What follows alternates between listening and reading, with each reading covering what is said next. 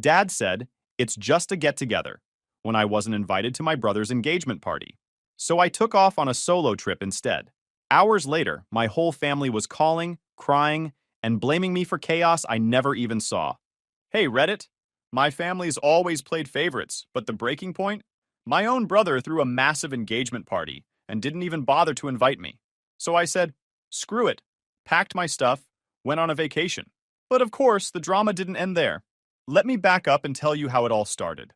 I'm Lucas, 32, live in a small apartment above a diner that smells like fries 24/7. My brother Daniel is 28, golden child of the family, ex-army, just got back a year ago. He's the guy my parents brag about to everyone. Our hero. So selfless. Always thinking of others. Meanwhile, I'm the one they call when their Wi-Fi goes out or their gutters need cleaning, but nobody's ever writing Facebook posts about me. I've never been jealous of Daniel. I mean, he's my brother, I care about the guy. But the way my parents treat him? Whole different league. Example. Last Thanksgiving, I drove 3 hours in the rain to make it on time. Daniel showed up 2 hours late. No apology, dripping mud all over the rug because he had to grab drinks with an old buddy. Mom hugged him like he just returned from war again. Me? She handed me a towel for the floor and said, "You can clean that, right, Lucas?" That's the dynamic. Always has been. Anyway, last month I was in my little workroom, corner of my apartment where I rebuild old motorcycles, and also finishing a custom save-the-date design for Daniel and his fiancée Hannah. He'd asked me because, in his words, "You're the artsy one, and Hannah likes the whole handmade vibe." I didn't mind doing it. Actually, I stayed up late more than once to finish the digital mock-ups, because Hannah kept changing her mind about colors. She finally loved the version I made with a mountain outline and their initials. So, I'm sitting there messing with the last details when my phone buzzes on the workbench. It's a text from Daniel. "Party this weekend. Guest list super tight. Hope you understand." I read it twice. At first, I thought he meant another party, like maybe Hannah's friends were doing something small. Then I scroll Instagram while the design software exports the file. And there it is.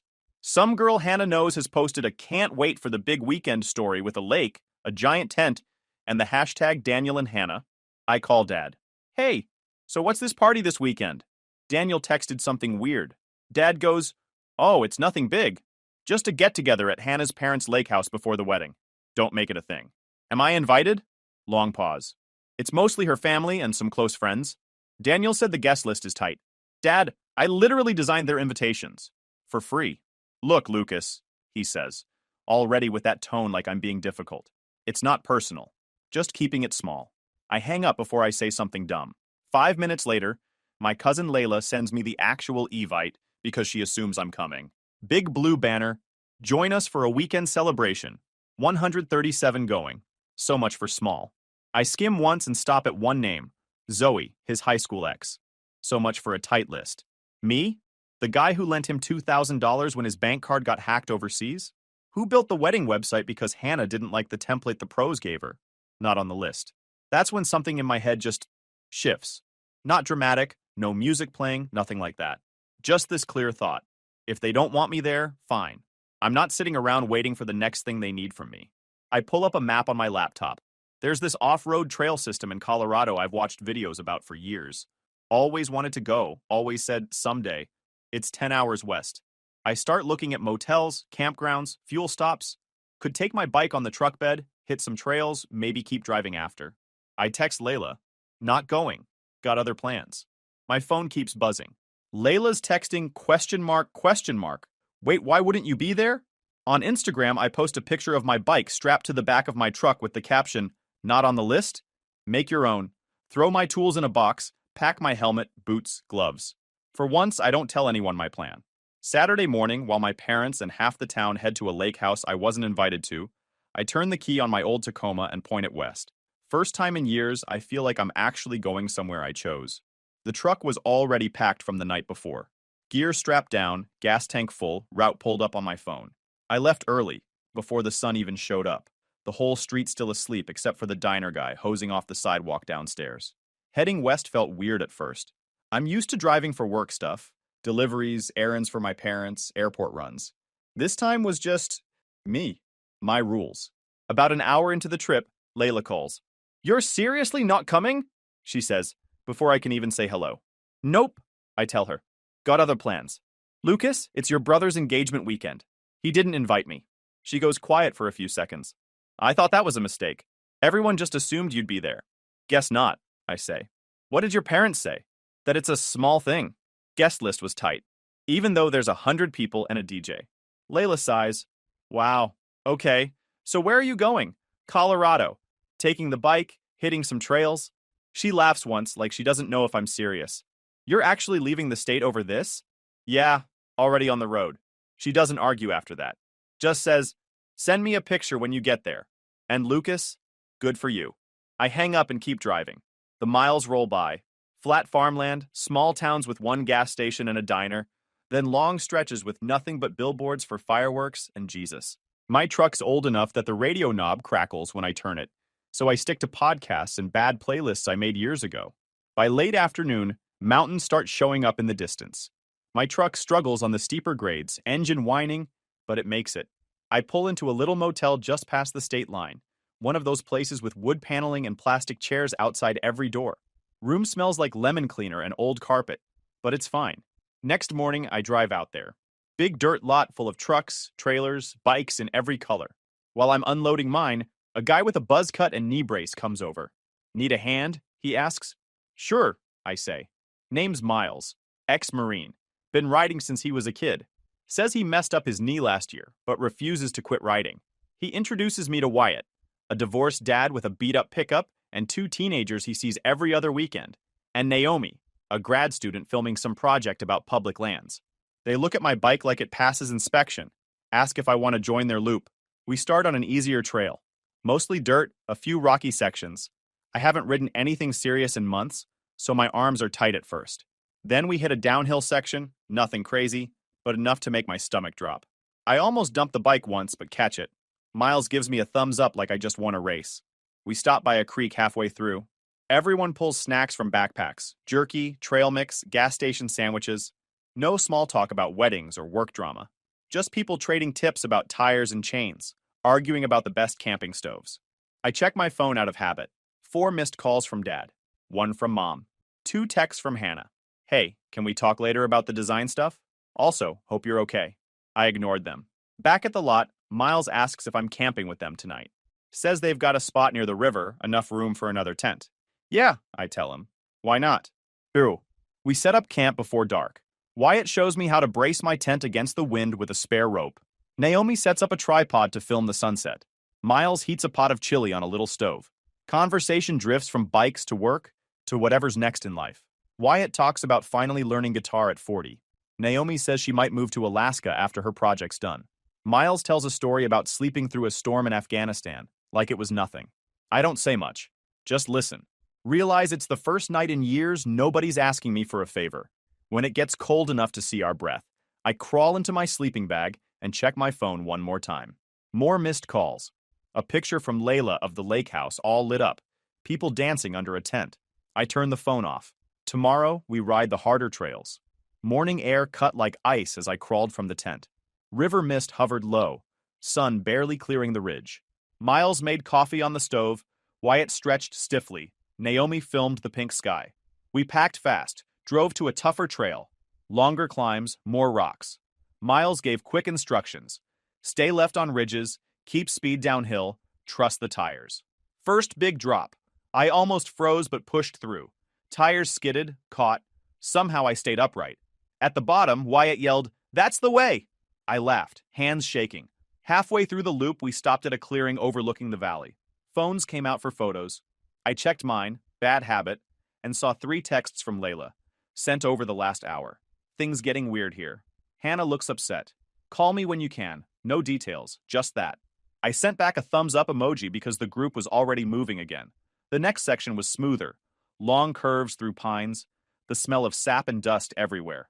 By the time we got back to the lot, my arms felt like rubber, but the good kind. Like I'd actually done something real. Miles clapped me on the shoulder. Not bad for a first real ride. Didn't die, I said. Always the goal, Wyatt added. We sat on tailgates eating whatever we had left. Protein bars, apples, some trail mix Naomi handed around. Nobody was in a rush. Then my phone buzzed again. Layla calling this time. I answered. What's happening? She didn't waste time. Hannah's been crying on and off since last night. Some fight with Daniel before the big dinner tonight.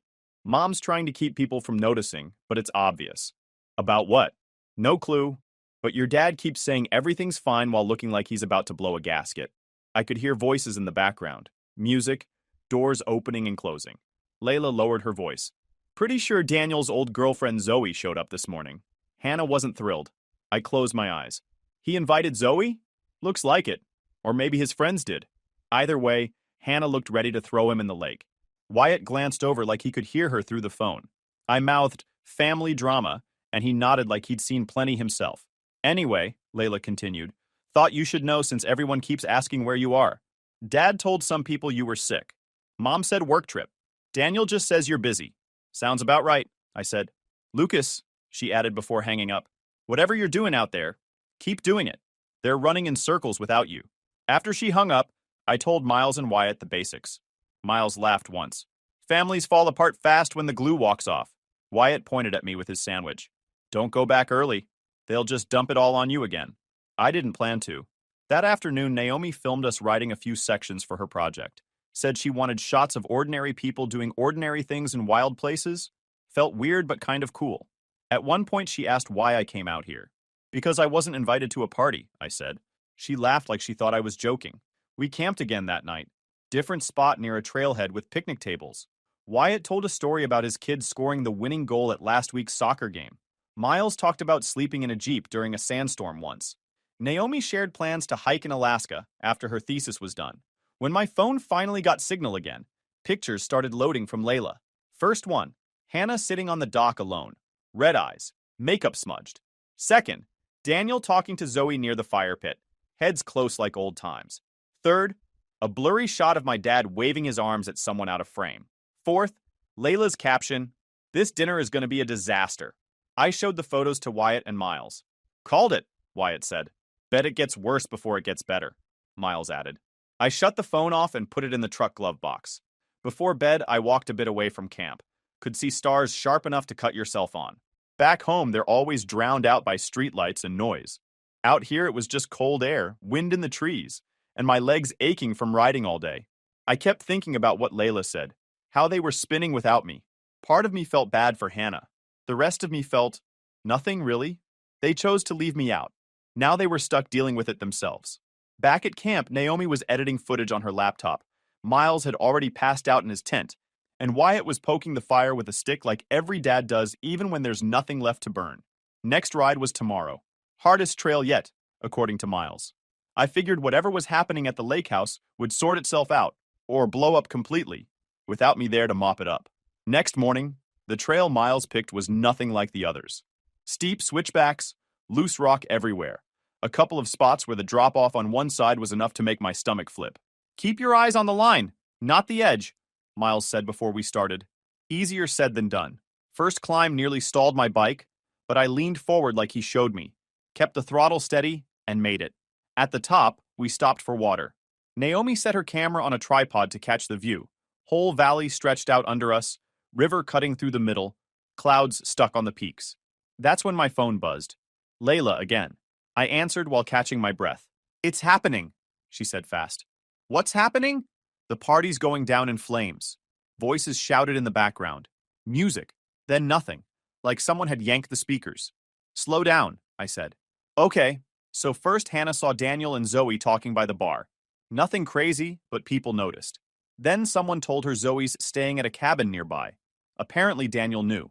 Hannah lost it. I could hear another voice yelling behind her, too far to make out. She confronted him in front of everyone, Layla continued. Asked if he still had feelings for Zoe. He laughed, like nervous laugh, but it looked bad. She threw her drink at him. Full glass, right in the face. I sat on my bike staring at the trail. Then what? Daniel cursed at her. She ran off crying. His friends tried to calm him down, but Zoe kept hanging around.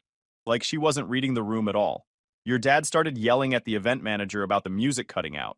The bartender refused to serve anyone more drinks because things were getting loud, and now a loud crash came through the call, like something big falling. Now Daniel just punched a wall, she said. Pretty sure his hand's busted. Mom's crying. Hannah's locked herself in a car with her sister. Dad's arguing with the venue about damages. I could picture it too clearly. Dad red-faced, Daniel swearing, Hannah in tears, Mom trying to smile like everything was fine. Where are you? Layla asked suddenly. On top of a mountain, I said. She made a noise between a laugh and a groan. Everyone keeps asking where you are. Dad told people you're driving back tonight. I'm not, I said. Good, she replied. Because Grandma Stella just told Daniel, and I quote, "This is what happens when you cut out the only responsible adult in the family." Whole place went silent. I almost laughed. She really said that? Yup. He didn't even argue. Just stood there dripping drink mix and looking stupid. Miles waved for me to keep moving. I told Layla I'd call later and hung up. The downhill section after that was brutal. Tight turns, roots everywhere, bike bouncing like it wanted to throw me off. By the bottom, my arms felt like wet rope, but I stayed upright. Miles gave me a nod like I passed some kind of test. Back at camp, we ate early. Naomi edited footage on her laptop, earbuds in, head nodding to some song only she could hear. I checked my phone again before dark. Layla had sent a string of messages. Hannah left with her sister. Says wedding's off. Dad's blaming the venue for serving too much punch. Daniel's friend drove him to urgent care. Hand might be broken. Grandma Stella told everyone to go home. The last one had a photo. Empty tables, lights still on. My mom hugging Hannah's sister, while Dad argued with the event staff in the background. Daniel nowhere in sight. Wyatt leaned over to look. That your family? Yeah. Looks like a fun crowd. Total blast, I said. He smirked. Bet they're about to call you, huh? I didn't answer because he was right. The first call came before dark. Dad's number. I let it ring. Then Mom. Then Daniel. Then Dad again. Miles tossed another branch on the fire. You gonna call back? Not tonight, I said. Instead, I walked down to the river where the moon was just starting to show over the trees. Cold air coming off the water, stars everywhere. My phone buzzed in my pocket one after another until I finally shut it off completely. I slept better that night than I had in months. Next morning, before we left for the ridge trail, I turned my phone on long enough to see the notifications flood in. Voicemails, texts, missed calls. Dad, we needed you here. You abandoned us when things fell apart. Daniel, please call me. It's a mess. Hannah's furious. Wedding might be off. Mom, everyone's looking for you. Please don't make this worse. I turned the phone back off, zipped it into my jacket pocket, and climbed on my bike. Ready? Miles asked. Yeah, I said. Let's ride. The ridge trail lived up to the warning. Miles wasn't joking. Steep on both sides, barely wide enough for two bikes to pass. One mistake, and you were sliding a long way down. Halfway across, we stopped at a flat section to catch our breath. Wind cut over the top, sharp and cold. From there, we could see 3 states if Miles was telling the truth. Worth it, Wyatt said, leaning on his handlebars. I pulled the little spiral notebook from my jacket pocket. Last night, sitting by the fire, I'd written out a list. Not a journal, not feeling stuff, just bullet points. Moving forward, this is what I need. Pay back the $2,000 by end of year. No free design work. Family discount 25%, nothing more. 2 weeks minimum notice for events. No last-minute guilt trips. No asking me to mediate fights. If you argue, deal with it yourselves. Respect a no. First time. No bargaining. I stared at it again. Simple rules. Clear. The kind nobody could pretend they didn't understand. Writing homework? Wyatt asked. Boundaries, I said. He nodded like he'd written a few himself once. Good. Families push until you stop them. Back at camp, Miles heated canned soup. Wyatt showed me how to patch a tube on my bike's spare tire. Normal stuff. Then I turned my phone on. Voicemails came first. Dad. Lucas, your brother's in rough shape. You need to call back. We can't handle this right now. Mom. Sweetheart, please come home early. Everyone's upset. We need you. We need you to fix it today, she said. Redo the venue layout, rebuild the Evite, call Hannah's parents, get everyone back on the same page. You're the only one who can turn this around. Daniel. Look, I messed up, okay? Hannah won't answer me. Dad's furious. Just call me. Layla. Grandma Stella's moved into your mom and dad's house. She told your dad to shut up twice already. You'd love it. I didn't call anyone. Instead, I texted Layla, safe, back in 2 days. Things change when I get back. She just replied, about time. That afternoon, we hit one more trail. Fast, downhill, all switchbacks and loose rock. By the bottom, my arms burned, but it felt good. Clean. Like all the noise stayed on top of the ridge. Back at camp, I opened my email. Switchback Creative, a small design studio in Colorado, had written back again. They liked my portfolio and wanted to talk Monday about a 6-month contract. I sent back yes, let's talk before I could overthink it. Evening came. Wyatt built a fire. Miles cooked pasta in the dented pot. Naomi uploaded her footage somewhere with spotty Wi-Fi. I wrote my list out again, this time neat enough to hand someone. Another round of messages loaded when my phone got signal. Layla, your dad tried to talk to Hannah's parents today. Disaster. They told him Daniel better fix this himself. I didn't answer it. Wyatt looked over. Still blowing up? Yeah, I said. He tossed another stick on the fire. Let it burn. They started it. Later, while the others crashed, I sat in my truck with the dome light on, wrote a short message to the family group chat. Back Wednesday. We meet somewhere neutral. I bring a list. If it's not respected, I'm out until it is. Your move. Then I shut the phone off again. Next morning, we packed up camp. Miles headed east, Wyatt back home to his kids, Naomi to the airport. We traded numbers, but no big speeches, just nods and handshakes. Driving back alone felt different than coming out. Quieter in my head. I stopped in a small-town diner for breakfast, eggs and toast for $6. By evening, I was 2 states over, checked into a cheap motel with buzzing lights and carpet older than me. I opened my laptop, filled out paperwork Switchback Creative emailed for Monday's call.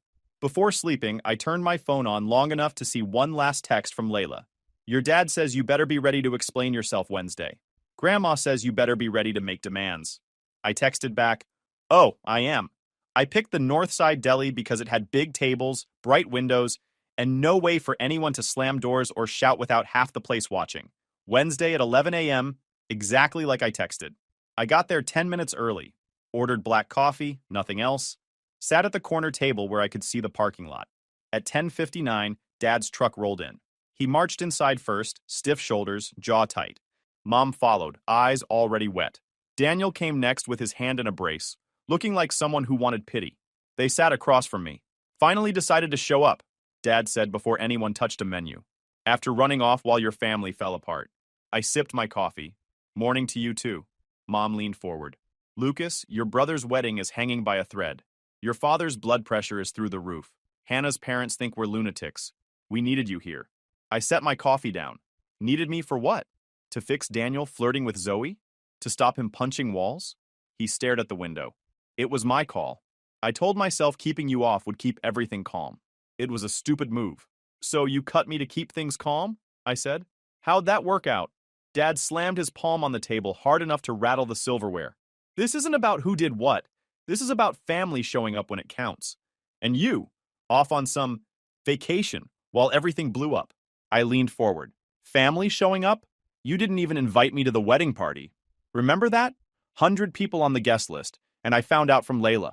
Nobody said anything. Mom looked at her lap. Daniel stared at the window. I pulled a folded sheet of paper from my jacket and laid it on the table. This is what I came to talk about. Mom waved a hand. Lucas, please, not lists right now. We need to focus on Daniel and Hannah. No, I said. We're focusing on this first. Dad leaned back, snorted like I'd told a joke. You think you get to set rules for us? After the way you abandoned everyone? I didn't raise my voice. I didn't abandon anyone. I set my phone down for the first time in 10 years, and you all acted like the world ended. Daniel crossed his arms. Oh, here we go. Poor Lucas, the victim. Never mind Hannah crying all weekend, me in urgent care, Dad trying to hold the family together. I cut him off. Hold the family together? You mean yelling at bartenders while Grandma Stella told you the truth? Mom gasped like I'd cursed in church. Dad's face turned red. I pointed at the paper. $2,000 I sent you at 3 a.m. from Germany. Never paid back. Every wedding graphic Hannah wanted changed last minute. Done for free. Rides to the airport. Emergencies fixed. Holidays skipped so I could finish your stuff. And one time I don't show up. Suddenly I'm the problem. Daniel muttered. You didn't have to do all that. Right, I said. I didn't, but I did. And you all got used to it. Mom reached across the table like touching my hand would erase everything. Sweetheart, let's not fight. We just need you to help plan the new engagement party so we can... I pulled my hand back. No, read the list. Dad snatched it off the table, scanned the first lines, then tossed it back like it was trash. Pay back money. 2 weeks notice for events. Respect a no. What is this, a contract? Exactly, I said. Because without rules, you treat me like free labor, like a firefighter waiting for alarms. Mom's voice went sharp. How can you be so cold after everything this family's been through? I almost laughed. Cold? You threw a 100-person party and didn't invite me, then blamed me when it collapsed? And I'm the cold one? Daniel slammed his good hand on the table. Hannah wouldn't even be mad if you were there to talk to her. She listens to you. You could have fixed it. Not my job to fix your mess, I said. He leaned forward, face tight. So what? You're better than us now. Off riding bikes like some midlife crisis hero, while the rest of us... While the rest of you what? I asked. Light everything on fire and call me when the smoke gets thick? Dad shoved his chair back, loud enough to turn heads at the next table. I will not be spoken to like this by my own son. Then listen instead, I said. Because here's how it goes. Follow the list, we stay in contact. Don't. And I step back. No yelling, no drama. Just distance. Mom grabbed the paper again, scanning it like maybe it bit her. You'd really cut off your family over this? I finished my coffee. Over years of being treated like a tool? Yeah. Nobody spoke for a full 10 seconds. Then Dad muttered, selfish. I stood. Call it whatever you want. My life, my rules now. As I walked out, Layla texted, Grandma says about time someone knocked them down a peg. I sent back, meeting over. Things change now. Our 2 weeks after that deli meeting, I was back on the road, this time with everything I owned stuffed into the truck bed. Switchback Creative offered me the 6-month contract after one Zoom call. Pay was good, work sounded better, and most important, it was nowhere near my family's constant chaos. I moved into a small apartment in town. The landlord was a retired teacher who slid the keys across the counter and said, "Don't blast music after 10. That was it. No drama. On my first day at Switchback Creative, the creative director handed me a folder with logos, old brochures, and a list of what they needed designed. Mom called the third evening. I let it ring, then listened to the voicemail later. We hope you're settling in. Your father says hi. Daniel's hand is healing. Hannah, well, we'll see. I didn't call back right away. The family group chat stayed busy without me. Layla sent screenshots. Dad trying to convince Hannah's parents the wedding was still on. Hannah's parents saying not until Daniel proves himself. Daniel posting gym selfies with captions about bouncing back.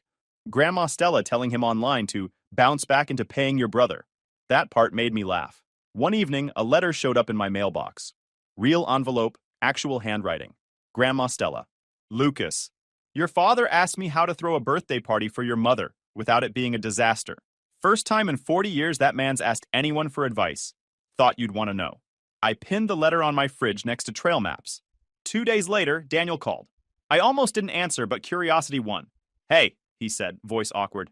I sent the first half of what I owe you. Check your account. I checked. He had. Okay, I said. He cleared his throat. Also, Hannah and I are keeping it small. 30 people.